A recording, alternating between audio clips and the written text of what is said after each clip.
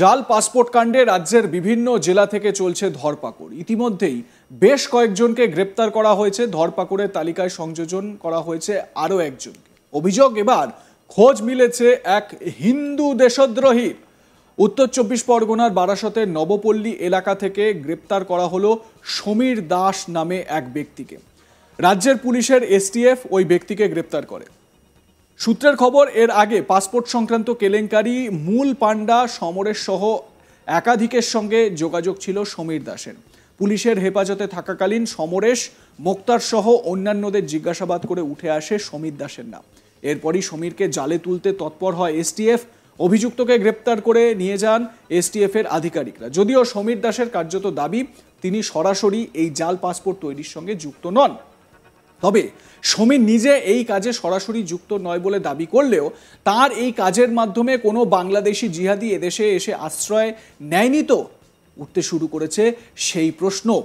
আমরা শোনাবো ধৃত সমীর দাসের বক্তব্য, কি বলছেন তিনি, শুনুন। কিছু তৈরি করতাম না। আপনাদের পুলিশ কালকে তো স্টেপ এসে আপনাকে অ্যারেস্ট করেছে একটি, কিন্তু আমি যারা করে তাদেরই শুধু বুঝে দিতে। আপনাকে কেন অ্যারেস্ট করলো? আমি যে আমার মোবাইলে কত কি পেয়েছে আপনার বাড়ি থেকে? কিছু পাইনি। আমার যে যাদের আমি নাম ডকুমেন্ট বলতাম তাদের দিয়ে আমি ওদের বলতাম, সেটাই পেয়েছি। কালকে কখন অ্যারেস্ট করলো আপনাকে? কালকে সন্ধ্যে। স্থানীয় সূত্রে খবর, ধৃত সমীর দাসের দুই ছেলে রয়েছে। তাদের মধ্যে একজন ডাক্তার এবং অপরজন পুলিশে কর্মরত। তদন্তকারীদের প্রাথমিক অনুমান, ছেলের মাধ্যমেই জাল পাসপোর্ট তৈরির চক্রের সঙ্গে জড়িয়ে পড়েন সমীর দাস। ঘটনায় হতবাক স্থানীয় বাসিন্দারা। সমীর দাস এলাকায় খুব একটা বেশি মেলামেশা করতেন না বলেই জানান তন্ময় পাল নামে এক স্থানীয় বাসিন্দা। কি বলছেন তন্ময় বাবু, শুনুন। এই ব্যাপারে কিছু জানি না, উনি ওনার মতো থাকতো। কি করতো সেসব কিছু জানি না। আপনারা দেখতাম বলতে সেইভাবে তো আমারও কাজের সূত্রে ব্যস্ত, তো সবাই কাজের সূত্রে সেইভাবে ওনার সাথে আলাপ আলোচনা কাজ করতো না। কি ওই ধরনের কোনো কিছু জানি না। ওনার পরিবারে কে আছে? পরিবারে দুই ছেলে আছে। এক ছেলে হচ্ছে ডেন্টিস্ট, আর আরেকজন মনে ইয়ে আছে পুলিশের কোনো ডিপার্টমেন্টে আছে। আর পুলিশের ছেলে ডেন্টিস্ট কি করে বলবো, নকল মানে উনি সেইভাবে কারোর সাথে মিশতো না, উনি উনার মতোই থাকতো। বাড়িতে লোকজন আসা যাওয়া না, বাড়িতে সেইভাবে দেখিনি, সেই অর্থে কোনো লোকজন যাতায়াত দেখিনি। এখন তো পুলিশ তাকে গ্রেপ্তার করে নিয়ে গেছে। না, আমি আপনার মুখে এই প্রথম শুনলাম যে পুলিশ গ্রেপ্তার। আপনাদের এখানে আসতে দেখে আমি এগিয়ে এলাম, আমি জানিও না অ্যারেস্ট করেছে। কালকে রাত্রি অ্যারেস্ট করে না, কালকে আপনার মুখে শুনলাম এখন অ্যারেস্ট হয়েছে। মানে সেইভাবে উনি কারোর সাথে মিশতেন। আপনাদের কি মনে হচ্ছে উনি এবার কি বলবো, থাকতে পারেন? সেইভাবে কিছু তো মনে হচ্ছে না। এবার উনি ওনার মতো সেইভাবে আলোচনা তো তাদের সাথে হয়নি, মানে সেইভাবে আলাপ কোনো। হ্যাঁ, অবশ্যই শখ বলেই তো এগিয়ে এলাম এখানে। আপনাদের মুখে প্রথম জানতে পারলে কি প্রফেশনে ছিল সেটাও জানতাম না। আগে একটা মুদিখানার দোকান ছিল। মুদিখানার দোকান ছিল। কতদিন ধরে এরা থাকে এখানে? এখানে তাও 25 বছর হবে। আমার সহকর্মী দীপক দেবনাথ তার প্রতিবেদনে কি বলছেন, শুনুন। দেখো, জাল পাসপোর্ট কাণ্ডে আরেক ব্যক্তিকে গ্রেপ্তার করেছে রাজ্য পুলিশের এসটিএফ। গতকাল বারাসাতের নবপল্লী এলাকায় গোপন সূত্রে খবর পেয়ে সেখানে অভিযান চালায় এবং সেই অভিযানে কিন্তু সমীর দাস নামে এক ব্যক্তিকে গ্রেপ্তার করেছে। এবং যেটা জানা গেছে যে এই সমীর দাসের দুই ছেলে, এক ছেলে ডাক্তার এবং আরেক ছেলে কলকাতা পুলিশে কাজ করেন। এবং সেই ছেলের থ্রু দিয়ে, মানে সেই ছেলের মাধ্যমেই কিন্তু এরকম জাল পাসপোর্ট চক্রের সাথে তিনি জড়িয়ে পড়েন এবং বেশ কয়েকটি জাল পাসপোর্ট করেছেন বলেও আমরা যেটা খবর পেয়েছি। এবং আমরা এটা খবর পেয়েছি যে তুমি জানো যে সম্প্রতি রাজ্যের বিভিন্ন এলাকা থেকে বেশ কয়েকজনকে গ্রেপ্তার করা হয়েছে এই জাল পাসপোর্ট চক্রের সদস্য বলে। এবং সম্প্রতি এই উত্তর 24 পরগনা জেলা থেকেও বেশ কয়েকজন গ্রেপ্তার করা হয়েছে, যার মধ্যে একজন হচ্ছে আব্দুল হাই, যিনি একটা সময় কলকাতা পুলিশের সাব ইন্সপেক্টর ছিলেন, এবং আরেকজন হচ্ছে মোক্তার আলম, যাকে এই জাল পাসপোর্ট চক্রে কিন্তু বেশ কিছুদিন আগে গ্রেপ্তার করা হয়েছিল। পরে জামিন পেয়ে তিনি মুক্ত ছিলেন, কিন্তু তিনি আবার ফের অপরাধের চক্রের সাথে জড়িয়ে পড়েন। এবং গত সপ্তাহে আমরা দেখতে পেয়েছি যে দত্তপুকুর এলাকা থেকে, তার বাড়ি থেকে এই মুক্তার আলমকে গ্রেপ্তার করা হয়েছে। এবং ইতিমধ্যেই অনেক আগে গ্রেপ্তার হয়েছে সমরেশ বিশ্বাস নামে আরও আরেকজনকে। তো স্বাভাবিকভাবে এই সমরেশ বিশ্বাস, মুক্তার আলম এবং আব্দুল হাই, এদেরকে জিজ্ঞাসাবাদ করেই কিন্তু সমীর দাসের বিষয়টি জানতে পারে পুলিশ। এবং তারপরেই আমরা দেখলাম যে গতকাল রাতে এই সমীর দাসের বাড়িতে হানা দেয়, অভিযান চালায় এবং হাতে নাতে সমীর দাসকে কিন্তু গ্রেপ্তার করা হয়। এবং ইতিমধ্যেই এই ঘটনায় সেই সমীর দাসের সেই নবপল্লী এলাকায় সেখানে কিন্তু একটি চাঞ্চল্য ছড়িয়েছে এবং সাধারণ মানুষ, যার যে স্থানীয় বাসিন্দারা, তারাও কিন্তু যথেষ্ট চিন্তিত যে এরকম একটি মানুষ কিভাবে এরকম একটি জাল পাসপোর্ট চক্রের সাথে জড়িয়ে পড়তে পারে, এটা ভাবেই তারা অবাক হচ্ছেন।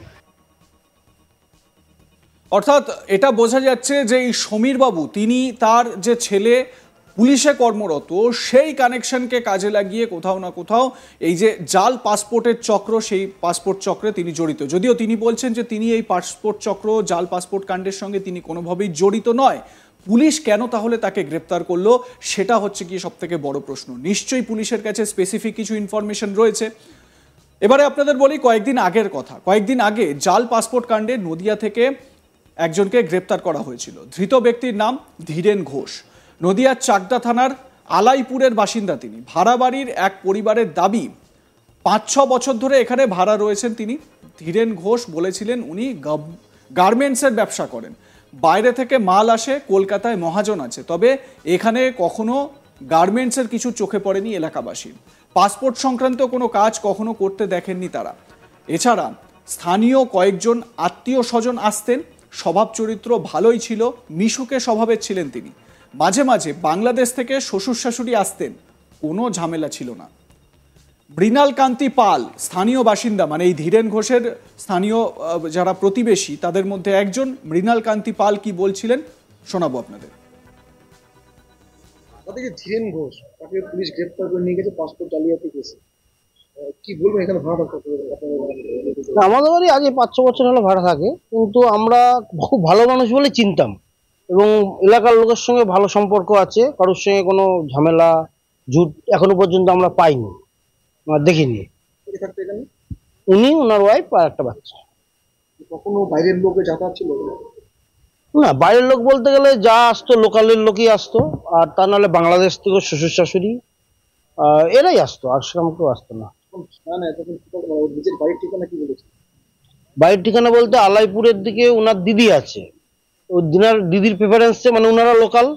আর এখানে হচ্ছে আমাদের লোকাল একজন ছিল, ওনার নাম লালটু বলে নাম, সবাই চেনে মোটামুটি। উনি বলেছিল যে তুই রাখ, কোনো অসুবিধা নেই, খুব ভালো লোক। সেই সূত্রপাতে আমরা রেখেছিলাম। আজকে তিনি নেই, তিনি মারা গেছেন। হ্যাঁ হ্যাঁ হ্যাঁ, সে মারা গেছে। কত বছর হলো এখানে? এখানে থাকে ওই 5-6 বছর হবে, 5-6 বছর আশেপাশে। কোনো পাসপোর্ট সংক্রান্ত বিষয়ে আলোচনা করবে? না না না, কোনো আলোচনা হয়নি। বাইরে থেকে লোক এনে বাইরে রাখতে কত ভাড়া টাকা? তো সেগুলো তো ইন্টারনাল ব্যাপার, সেগুলো তো আমরা বলতে পারবো না, কারণ আমরা অত ভেতরে গভীরে যাওয়ার চেষ্টাও করিনি বা ইয়ে করিনি। হ্যাঁ, আমাদের সে খুব ভালো মিশতো, মাঝে মাঝে ঘুরতে যাওয়া বা এখানে ঘুরে যাওয়া এগুলোও করেছি আমরা। চলাফেরাটা কিরকম ছিল? ছিল না? না না, ভদ্র, যথেষ্ট ভদ্র, যথেষ্ট ভদ্র। কি কাজ করতে বলতে? গার্মেন্টস। লাইক, কমেন্ট, শেয়ার করুন, দেখতে থাকুন আজ তাক বাংলা, সাবস্ক্রাইব করুন ইউটিউব চ্যানেল।